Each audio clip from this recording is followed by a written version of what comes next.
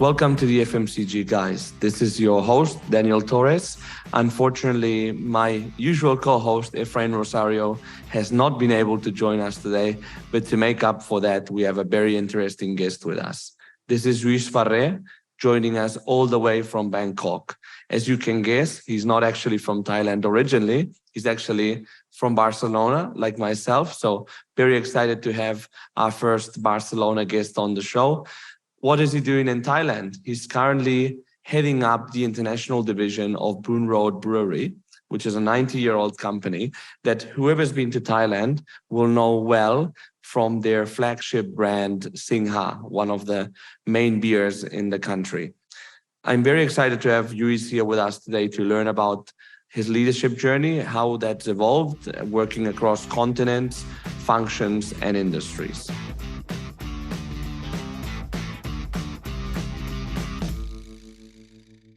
Hi, Lluís. Thanks for joining us. How are you? Hey, Daniel. I'm very good. Thank you very much. I hope everything is all right in Barcelona. Very good, very good. And actually have to say, for the audience, Lluís is, I think, also from Barcelona or the area of Barcelona, right?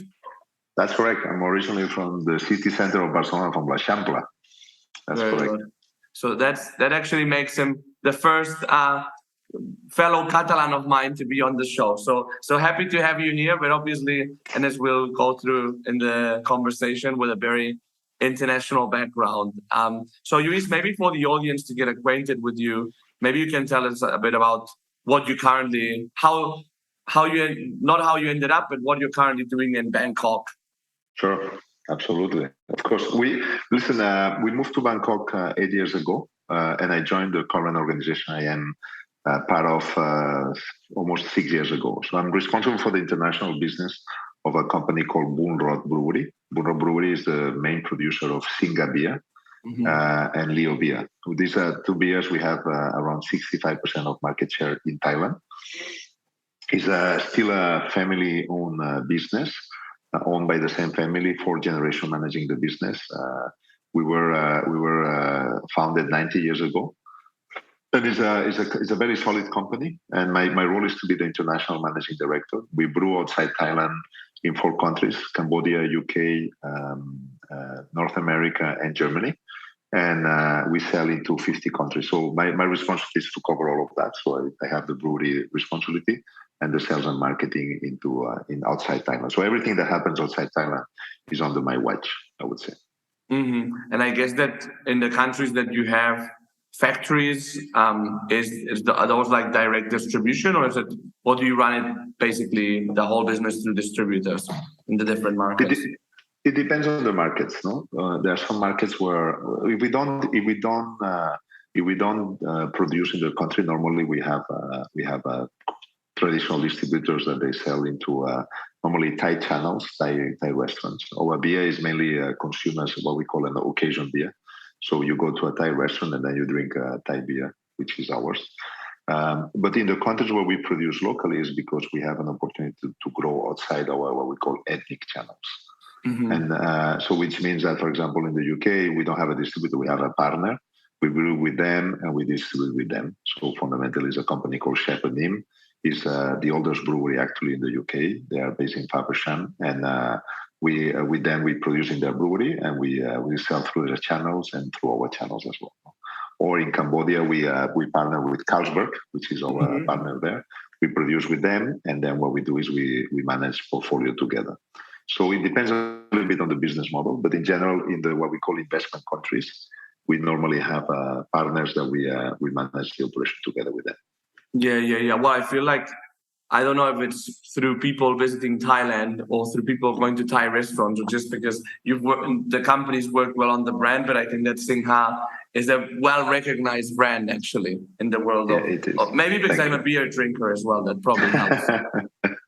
Listen, we have a 90 years old history, and actually we have if you visit today, if you visit us one day in Thailand, we'll be more than happy to show you our brewery. It's a brewery at the standards of any of the big guys in the world, being InBev or Heineken or Carlsberg. No? So extremely high quality controls and using the best ingredients. So thank you very much for your comment. And of course, it's always a pleasure for us to get that. that from a consumer. Yeah, absolutely. And I know is that you obviously ended up, or you've been in Bangkok now for what, 8 years, I believe, right? That's correct. But I know that you didn't have like a typical. Did you have a typical expat beginning to your career? When did you actually go international? So I had a very traditional expat experience. It was 1998, so that was almost 24 years ago. Mm-hmm. I started my career in Hewlett Packard HP in Barcelona, but after 6 months, I was offered to move to Germany, to Stuttgart, in the Stuttgart area, to manage one of the regional roles from there. And then since then, I've been. I left. I told my parents, "Listen, I'm coming back in a couple of years." 24 years later, my mom still asking me, "When are you coming back?" No. I think. Listen, I had a career of almost 10 years in consumer electronics in Europe and in the US. Then I moved to marketing services, where I came back to Barcelona for 3 years, and then moved to Singapore. And then after that, I moved into consumer goods in Bangkok 8 years ago. No? So I would say it's not a standard expat traditional move within a single company. I've been changing companies and countries simply because of the opportunities and what I have found in terms of challenges, which have interested me. I've been lucky to have a family that supports me. My wife, she works for Nestle, and so she's been able also to work in Singapore and in Bangkok for Nestle. But of course, it's been lucky by chance that I got great opportunities outside Barcelona, and then I've been able to have such experiences. No? Yeah, no, absolutely. And how was it for you? Because as you said, you came into FMCG pretty late in your career. Like, normally the guests that we have here started their career in FMCG or sometimes in retail fashion as well. Right. You started in consumer electronics, then went into a marketing services, so a B2B company, and then in consumer goods. How did that happen? That's a good question. I'm still wondering as well. No, I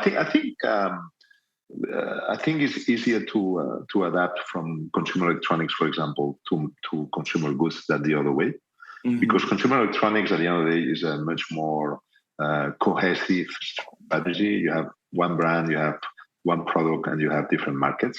Here, obviously, you have the same. The difference is that you adapt your products to the different markets. No? So I think for a consumer goods guy moving into consumer electronics is complicated because the adaptability and the flexibility of the product side is very limited, while in the other side is a little bit different. No?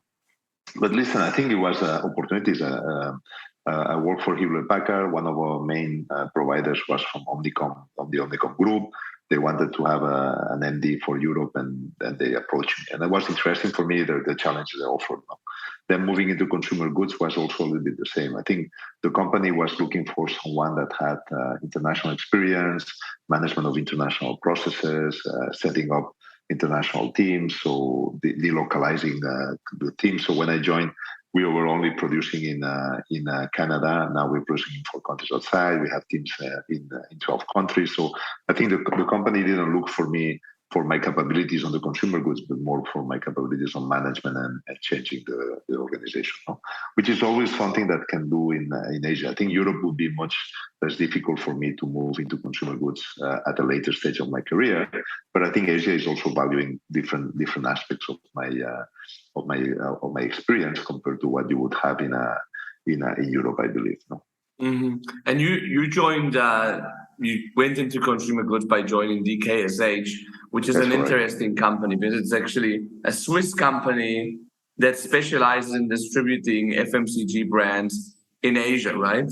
That's correct. And I think at that time I was in Singapore. My previous company wanted to send me back to Europe, and we as a family, we wanted to stay in Asia, and I was lucky to meet DKSH.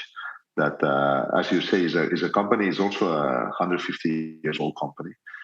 They started trading goods, so spices for chocolate as it is, no. And then eventually they built the biggest distribution network in Asia, no. And at that time, what they wanted to do, they had a lot of what we call bodies, but they were going after efficiencies, no. When the economies are, or your cost of capital, of human capital, is very low, you can put 1,000 salespeople. It's not a problem. No? But when the competitive situation becomes a bit more challenging and the cost of human capital becomes higher, what they hired me for at that time was more to look at how do we make more efficient our sales force. No?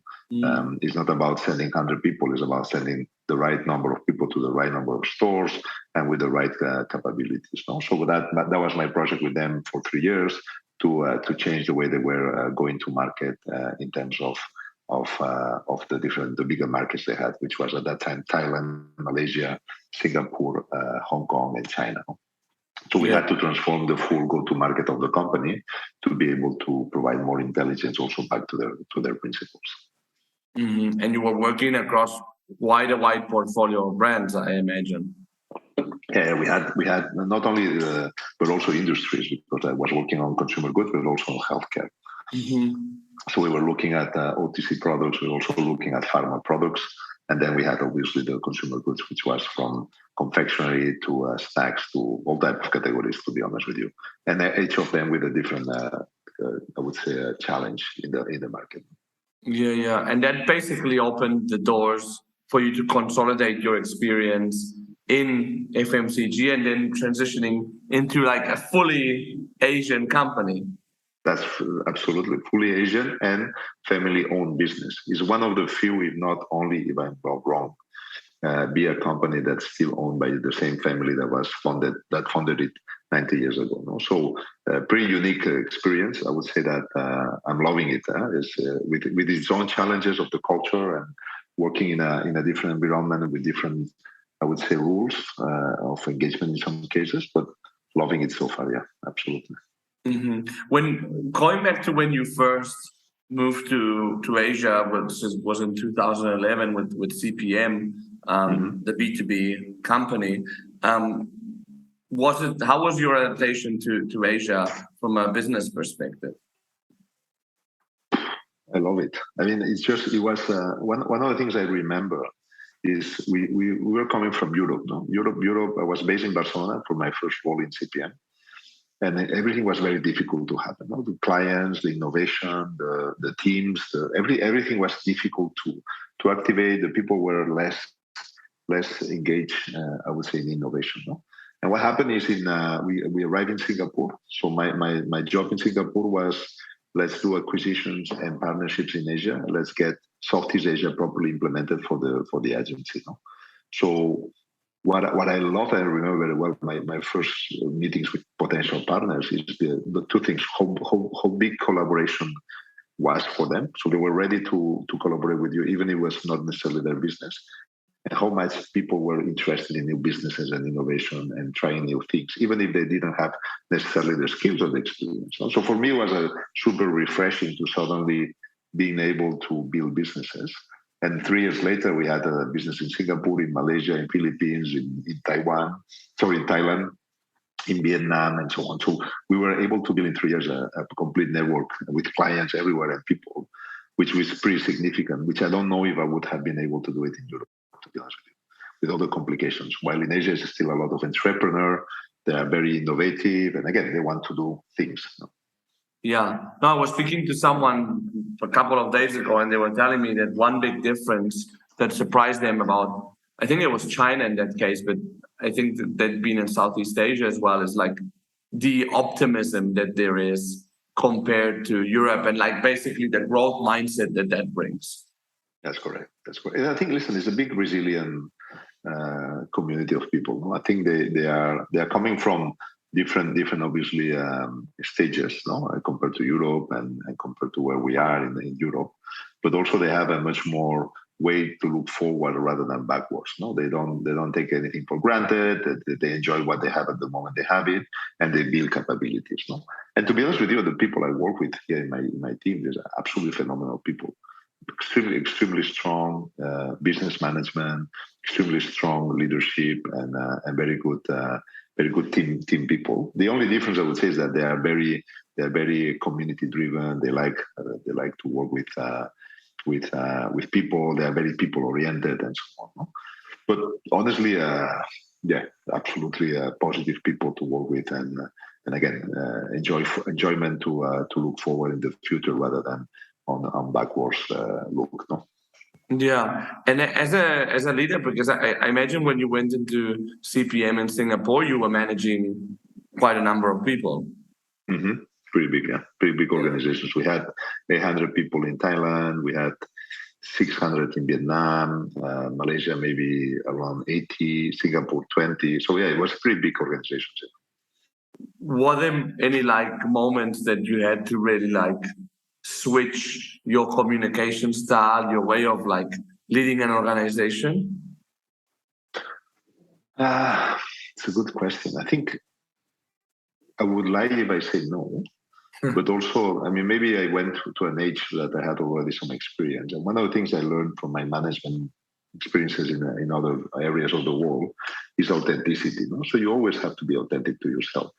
Now, you need to respect some of the local realities. No? And one of the things, for example, which I don't think is very different to Daniel, to the Catalans or the Spanish people or the Italian people, is everything starts with a good food. No, so I remember that at the beginning I was having meetings with my team and I was not connecting. I was like, something wrong here. I don't know what it is. No, so suddenly someone told me, just maybe try with a lunch, just no dinner with drinks, just lunch. So I took them to a nice restaurant, and suddenly the whole atmosphere changed of the people. They open up, and suddenly I realized that at the end of the day, they value more the personal relationship outside work than the work itself. The work, of course, is important, but the connectivity with the people happens through a socialization. That is very important. Now, that for us being from Barcelona is very easy to understand. No? We understand that very well. No? I had friends, German friends, which I love, and they're great friends. They told me the first 6 months they were having a turnover of people of 50% of their teams because they were very, very factual. Very, listen, you have to do this and so on. And the Thais like, you know what? See you. I'm not interested in working like that. No. So you need to explore that more soft side of the management.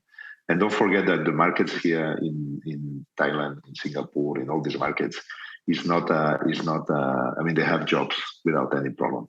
So if they don't like what you do, they have 2 jobs waiting for them outside. So if they don't like, they don't stay. So they have no problems with that. No, it's not a problem for them. So for me, culturally, it was more to understand that side, spend more time on the soft side of the job, spend more time meeting with them outside work. And again, not drinking. It's not necessarily drinking. It's more about the social interaction. No? Yeah, no, it's true. Also with headhunting, where I speak on the phone. Now I'm used to it because I've been doing this for 9 years. But at the beginning, they put my first role that I did was with in Brazil. So speaking with Brazilians, and of course this is a trend. You have exceptions, right? But it was also very relationship driven, right? They wanted to know who you were, how you were, etc. Now my second assignment was with Germany, and in Germany, you can build a relationship. I have great relationships in Germany, but you have to really be credible from the beginning, from a business standpoint, and show them facts of why they should interact with you, not because you're friendly or not, but because you're relevant to them. It's facts first, rapport second, and that varies depending on the country. And the US is also a different dynamic, right? The US also depends on what coast you are, or the Midwest. It changes a lot. Totally. I think, listen, I can give you my first cultural shock in my career was when I moved to Germany, 1998. And, I was coming from Barcelona. Whereas in Barcelona, you arrive in the office, I'm talking about 24 years ago. First thing you do is take a coffee, have a cigarette, talk a little bit about football and what's happened, the referee, what was, And so I arrived in Germany, and there was a German guy there, Wolfgang, still remember him very well. Yeah. And I said, listen, Wolfgang, let's go for a coffee. So why? So what do you mean why? Just to talk about business. And I said, do you have an agenda for that? I said, no, just to, I don't know, I just want to talk. And he told me, okay, we can talk after work now, I'm busy. So I was like, wow, this is a totally different culture, much more efficient. Now, again, very efficient, not creative. So it's always the balance of things, no? But culturally, you can feel the changes, which is true that they happen. No? For me, Asia is more similar to Spain in that sense, or to Catalonia, comparing the way they work and they interact compared to more factual cultures, as you call it. Yeah. And does that apply also to working with peers or with your bosses in terms of like how the relationship works as well? That it has that social element. Is there something else to it worth noting? No, there's also a very social environment. Now we are we are a family business, so it means that it's still a little bit paternalistic, I may say, which means that of course management it takes care of their people and everything. No, but I think it's similar. I think the people work very hard. Business is growing, but people work very hard, and so you need to spend time with them outside that day to day of the operation, no? Because the people appreciate that, and that. Me with my team with their teams, and then my boss with me, and everyone. No, there's a big component of the socialization outside work that I think works very well because people get much more. I think my turnover in my team is very low. It's maybe 3% on a yearly basis. So my team is not going out. We have people. We get rid of people if we have to. So it's not a problem on that. It's performance management. There's no problem with that. But there's a big association of the people with the company and the colleagues and everything. Socially is a very important factor for them. And overall, like because obviously I encourage people to go international in their career. I mean, if they can do it from a personal standpoint, it's something that I definitely encourage them to do, and like you did, the earlier the better, right? Because then you start getting used to it and you accumulate that experience. For people that are moving to Asia, or maybe we can be more specific even in Southeast Asia, which is really where you've focused more, what tips would you give them from a cultural, leadership, communication point of view? Overall, what do you think are like your pro tips after over a decade in the region? I think, listen, big important things here. So when you join Asia, everything is possible. I think the most important thing is don't get stuck into what you have done in your past. It's just everything is possible. You may talk to one partner that is never done beer, but they decide to do it, and they do it because they have the means, they have the willingness. And again, it's still countries where things are pretty open in terms of opportunities. No, that's number one. So be open. Don't get stuck into your old ways of doing things. The second thing is spend time with people. The people value the relationship. The trust doesn't come naturally. It's not a natural trust because it doesn't come from facts. It comes from people. So then basically don't just expect that because I work for a big company, everyone will trust you. It's not like that. And the third thing is don't forget one thing which is very important in Asia, which is the losing phase. No? So not everyone. If I have a meeting in Barcelona, I have a complaint with someone, I can talk to my team very openly. Here, you have to be very careful. Lose face is almost as important as any other thing. So you cannot blame people publicly. You have to do it face to face, one to one. The people will understand. There's no problem. But you don't mock people. You have to be very respectful, because if people lose face, it's not that they lose face. It's also you as a management, they will lose respect on you. And so when they lose respect to you, then you fundamentally have a problem of management and leadership. No? So 3 things is which are simple is don't come with your predetermined ideas from Europe or US or whatever. Just come open. Everything is possible here. The loose face is very important. Again, managing people and spend time socializing. Not socializing again. It's not about drinking. It's about spending time to get the people to know you, your family, and everything. So people will trust you eventually to be one of theirs.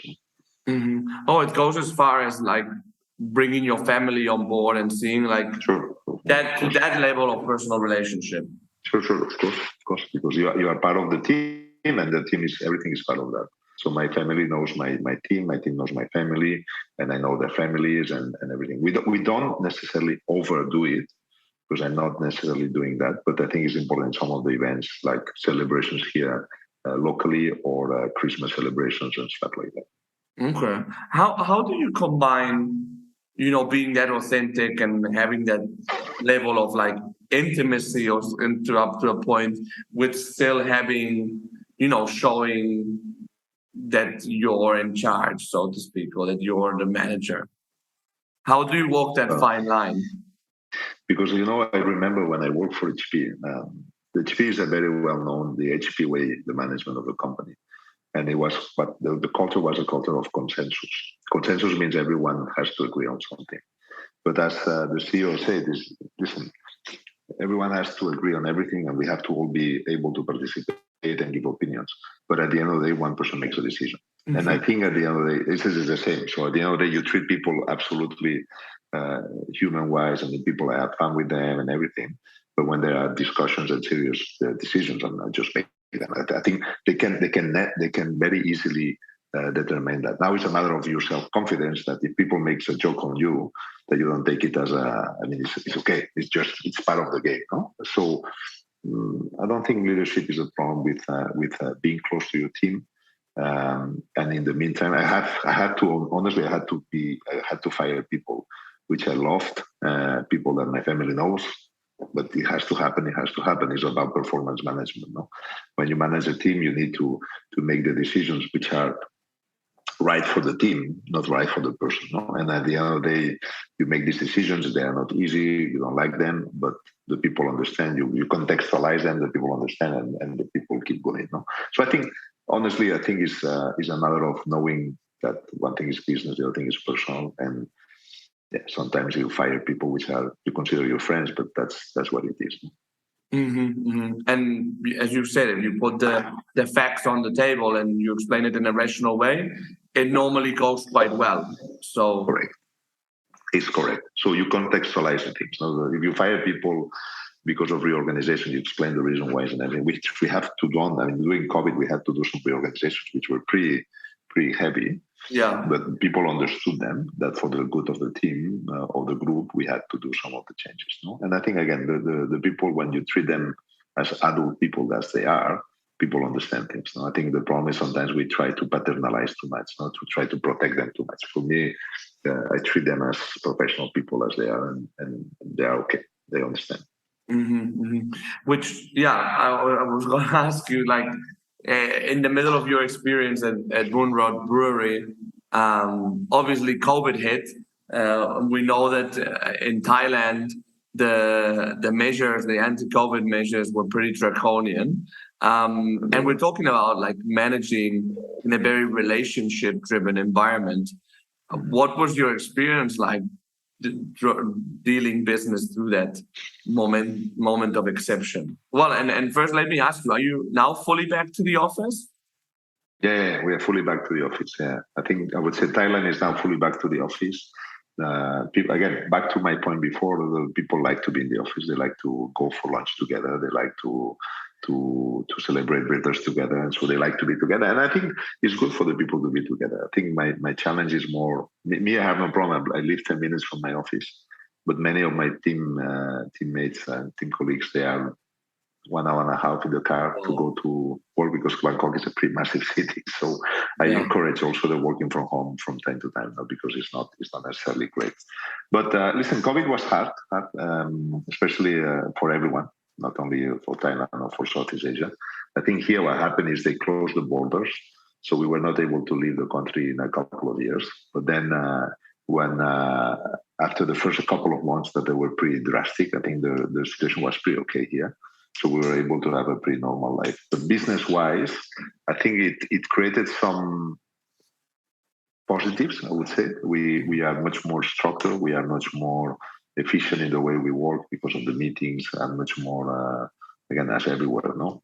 We don't need to travel anymore. I used to travel every week, 3 or 4 days. Now I'm traveling maybe once, every 2 weeks. A couple of days, so it's good. I like that because it combines better with my family life.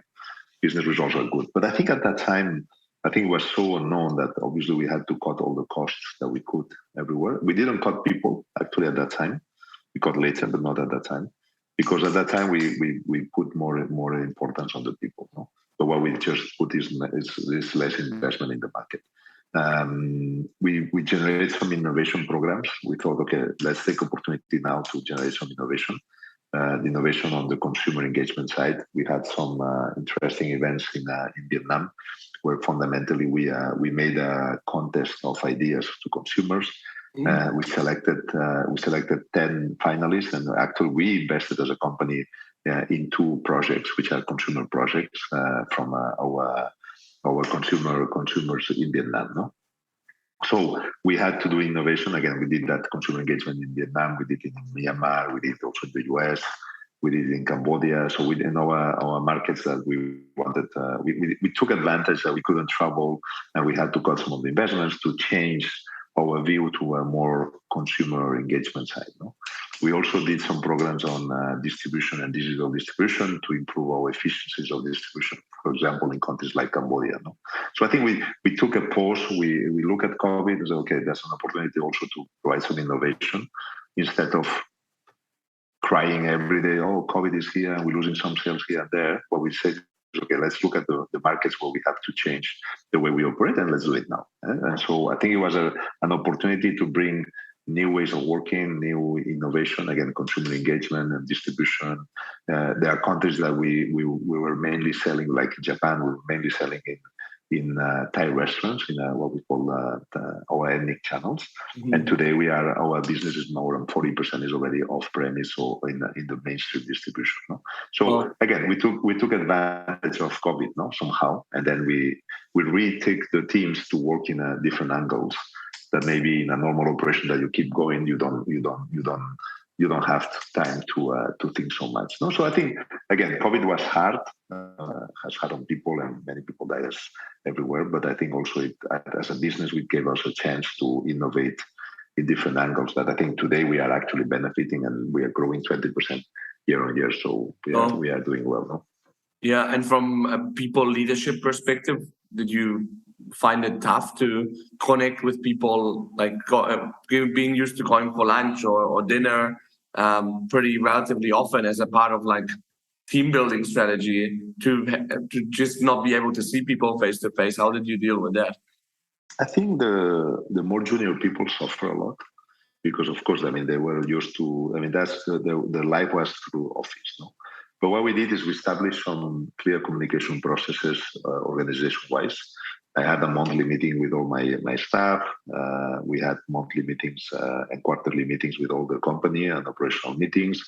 I forced my team to have also structured ways of communication. So we had to stop a little bit the informal communication and transform it into a more structured communication, if you want. No, I think it was hard on people, but again, it gives a chance to test our resilience. One of the big things is, so since I joined the company, we have moved into performance management by KPIs, objectives, and more measuring the output than the input. Mm-hmm. So at the beginning, some of the people, they were like, I'm not that busy.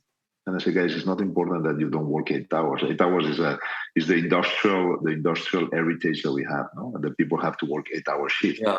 In an office, sometimes you work 14 hours, and another time you work 3 hours. It's not important the input; it's important the output. No, and changing that behavior, that mindset, was a bit difficult, especially on some of the older people. I had one guy, 60 years old, that managed his team. So I asked him at the beginning, I said, "How are you doing?" And he told me, "I'm great. I'm meeting my team every day, 9 to 5." So what do you mean meeting your team 9 to 5? So he would put in front of the camera all the team. They had 15 people reporting to him in a Skype call, and then looking at how they were working. So I said, I think we have to change here a little bit of the management, my friend. So again, so it's about the output, it's not about the input. So some people again were concerned they were working less, because of course, once you eliminate the traveling time, you eliminate all the things that were around you have more time available to work. So I said to them, don't worry, it's about the output. And I think at the beginning it was difficult for the people, but I think now they are absolutely fine with that, actually. And they prefer that way of looking at the business rather than looking at the hours they work. No? Yeah, no, absolutely. And putting all these experiences together, going international pretty early and having worked in Asia for over a decade now, what kind of leader do you feel you've become? I think it will be a good reflection also for people that are thinking of making an international move or not make it. I think, listen, I think if anything is openness, no? I think it's about your ability to adapt and to open your mind to new things, no? Because you work in if you move around, you cannot go with the pre-established things.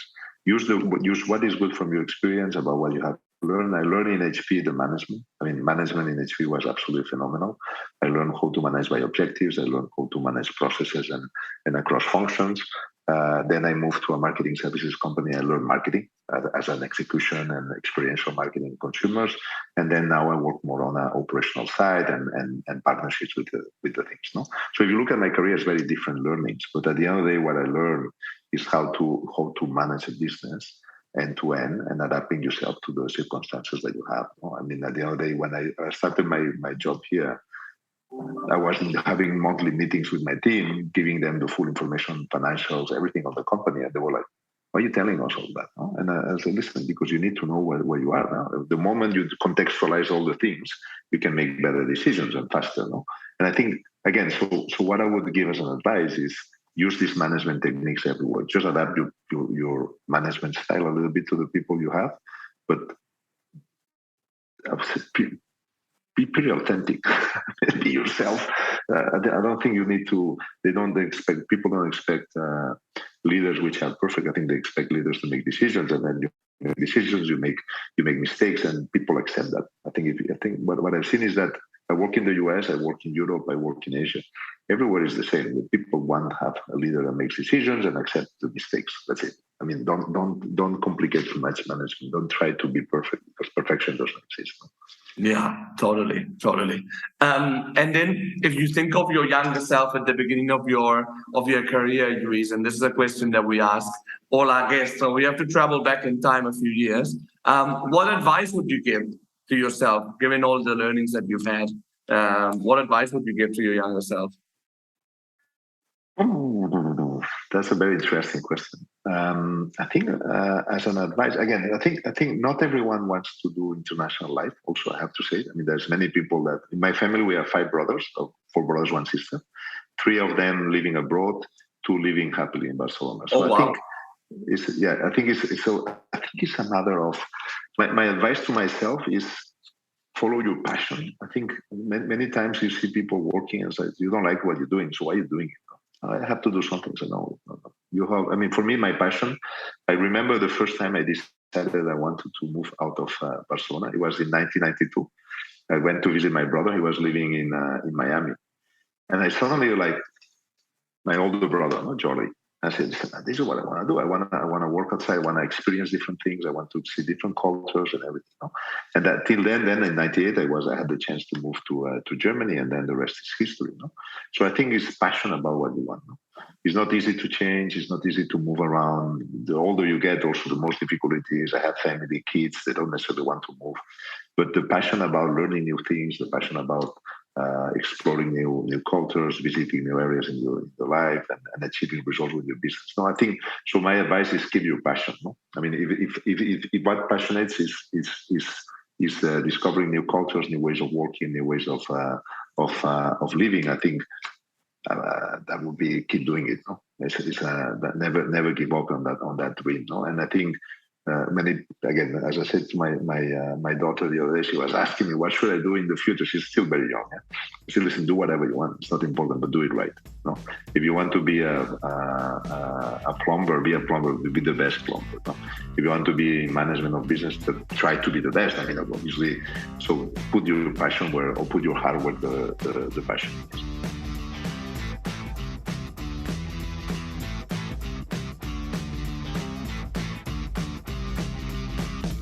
This was Lluís Ferré from Boonrawd Breweries.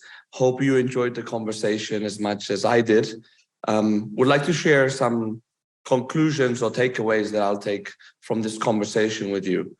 First of all, and this is a classic that we've repeated several times, the fact of moving internationally. If you want to have a multinational career and really learn a lot and become a very strong leader, move internationally, and the sooner the better, which is something that Lluís did early on in his career. And as you've seen, it's brought him a lot of value. Secondly, to do that, having your family on board is super important. If you happen to be single and have no ties, that's not on the table. But if you do have a family, having them on board will be key to make that happen and enjoying the experience. Also, on the leadership side, what I really liked about Lluís is the fact that he's a very open person. So he talked about being yourself, but adapting to local realities. So, for example, in Asia, he talked about rapport coming before credibility and hard facts, which was something that's the other way around from a lot of other countries, right? In Asia as well, the fact that everything is possible, it's a part of the world which has evolved exponentially in the last decades. So that also brings that growth mindset to people, if you like. So you have to ultimately, and as you said as well, be open and have that ability to adapt. Well, I hope you enjoyed the conversation again. I'll see you in the next episode. Remember to follow us if you're not yet on our social networks, especially on LinkedIn. If you ever want to contact me to give us feedback, bring ideas to the table, want to be a guest or know somebody that would be a great guest, you know where to find me. Have a great day and see you soon.